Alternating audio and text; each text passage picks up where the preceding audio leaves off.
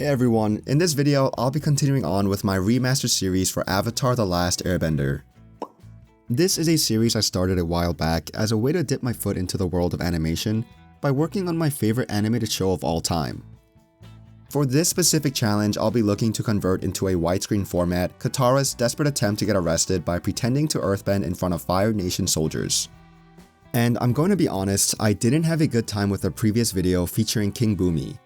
There were way too many sections where I just had to do the same background work and the panning and the shaking, and it honestly burnt me out really quickly. Luckily, this sequence is the complete opposite and was quite fun to do overall.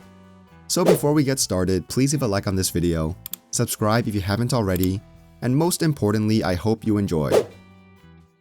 The first clip we're going to tackle has Sokka and Katara setting up the rock for their fake earthbending fiasco. This is a classic 4x3 clip where all of the action happens right in the middle with nothing going on the sides.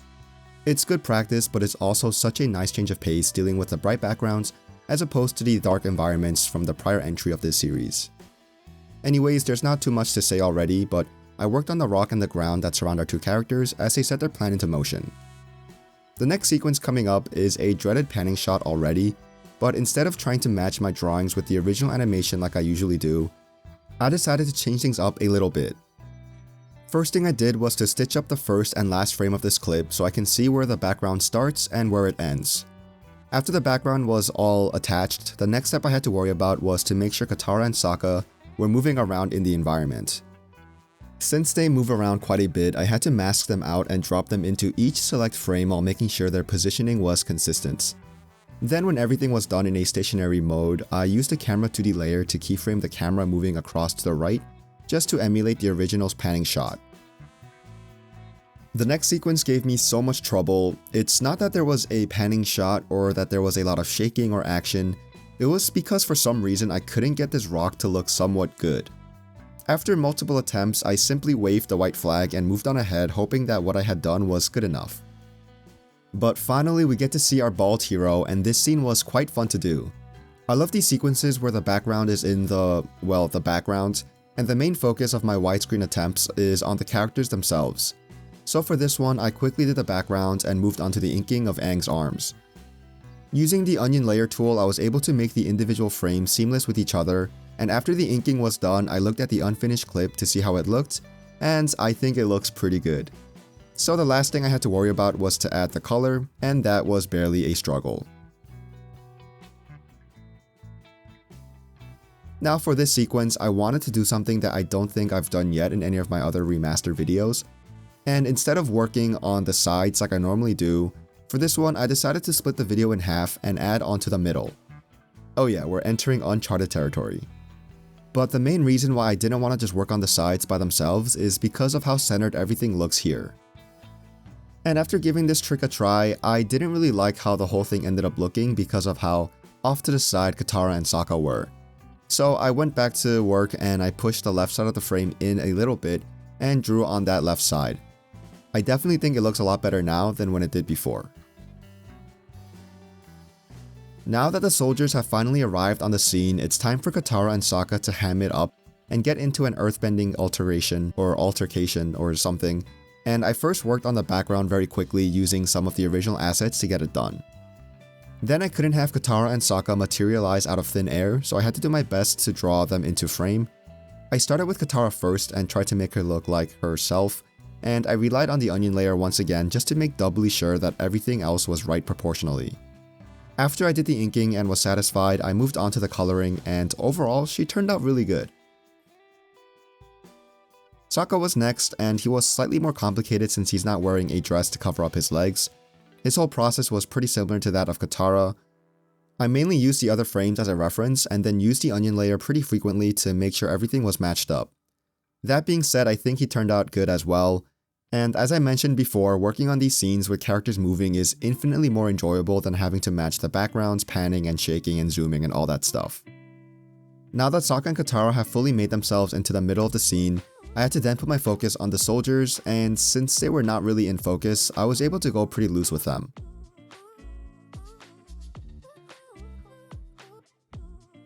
And for our halfway scene, we have another panning shot.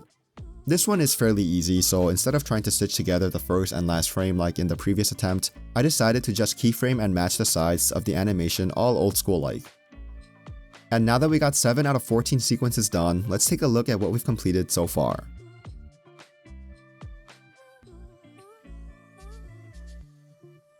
Although I'm not a big fan of some of the rock textures I did, I'm having a blast with this video.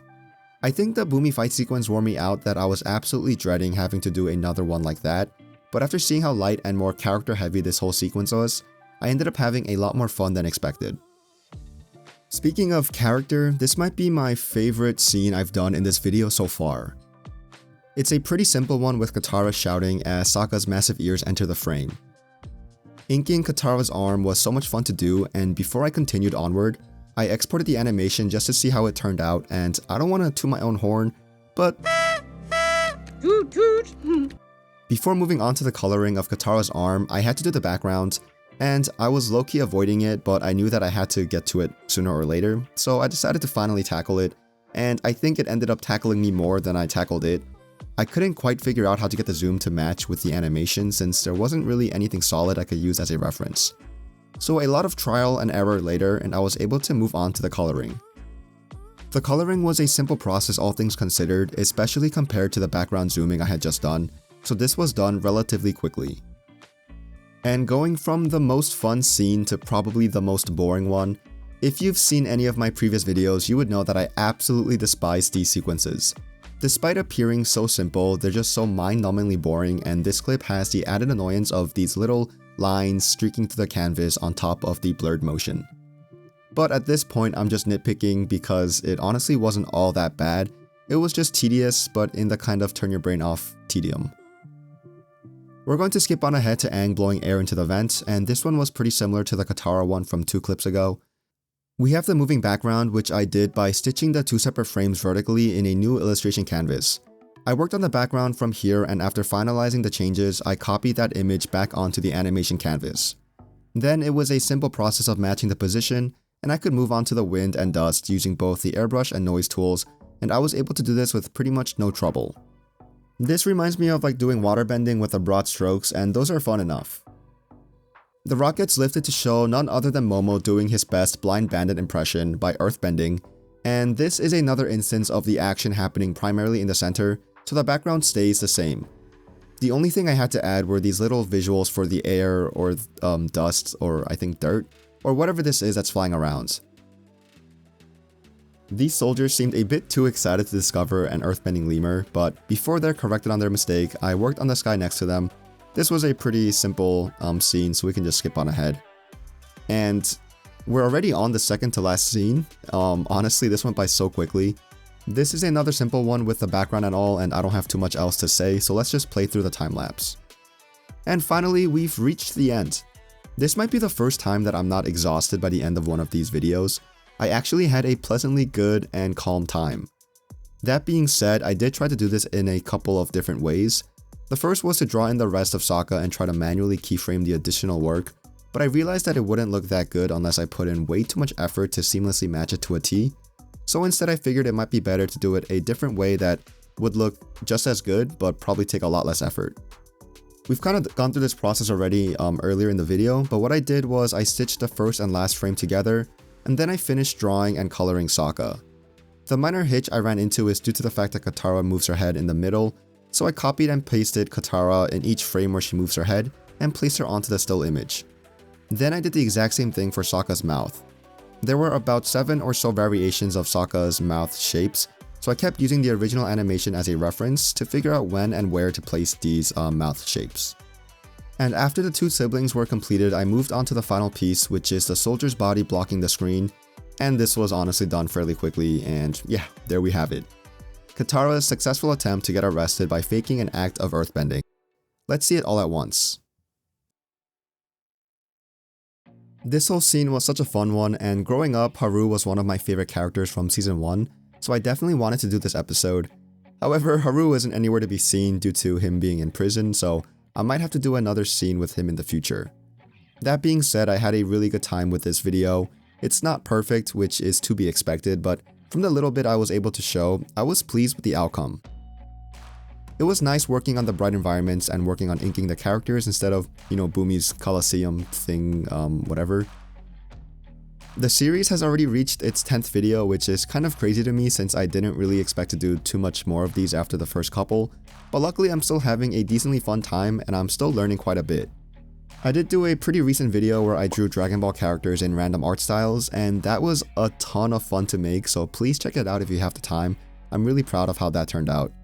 But yeah, please leave a like if you enjoyed, subscribe if you want to see more, and I hope you have a great rest of your day. Thank you so much for watching, and bye.